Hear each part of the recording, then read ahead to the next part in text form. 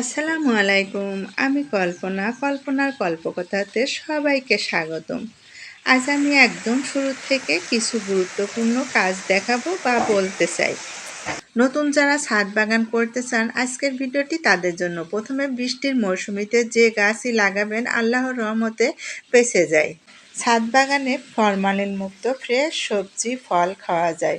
আপনারাও গাছ লাগাতে পারেন। আজকের ভিডিওতে অনেক টিপস থাকছে, আপনারা সম্পূর্ণ ভিডিওটি দেখলে আমার ভিডিওটি বানানো সার্থক হবে। আশা রাখি একটু হলেও উপকারে আসবে আপনাদের। আমি যে কাজটা করি ছাদ বাগানের জন্য, খুব ভালোভাবে মাটি প্রস্তুত করে বৃষ্টির সময় আপনি মাটি শুকিয়ে প্রস্তুত করতে পারবেন না, তাই যখন রোদ হয় তখন খুব ভালো করে মাটি আর গোবর শুকিয়ে এই ধরনের ঝরঝরে মাটি আপনি বস্তায় ভরে রেখে দিবেন।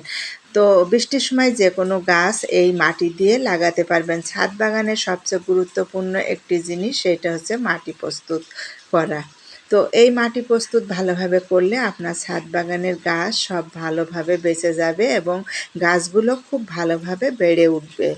ছাদ বাগানে বৃষ্টির সময় গোড়ায় পানি জমে গেলে গাছ পচে যেতে পারে। এই জন্য কীভাবে ড্রাম প্রস্তুত করবেন সেগুলো আপনাদের সাথে শেয়ার করব। যেহেতু নতুন বাগানিরা অনেক কিছুই বুঝতে পারবেন না, তাই আমি শেয়ার করছি, ভিডিওটি সম্পূর্ণ দেখুন।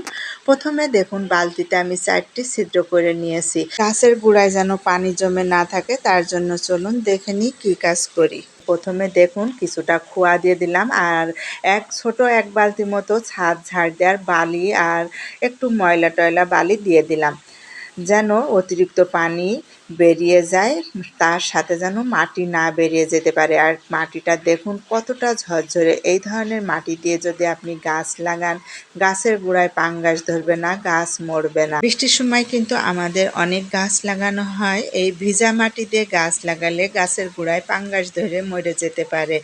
তাই চলুন আমরা আজ আবারও পেঁপে গাছ লাগাবো আর আমার ছাদ বাগানের পেঁপে গাছ দেখাবো যে কতটা সুন্দর হয়েছে আর কী পরিমাণ পেঁপে ধরেছে।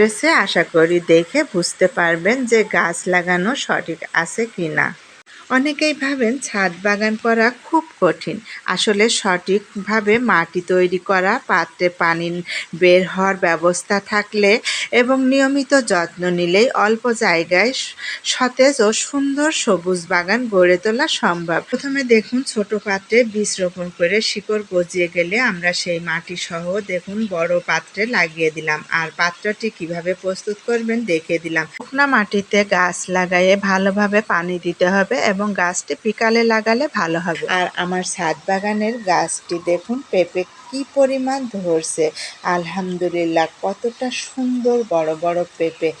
ভিডিওটি ভালো লাগলে চ্যানেলটি সাবস্ক্রাইব করে রাখতে পারেন। পরে রাতের নাস্তা রুটি আর ডিম ভাজি করে নিছি। ভিডিওটি ভালো লাগলে আমার চ্যানেলটি সাবস্ক্রাইব করে দিতে পারেন।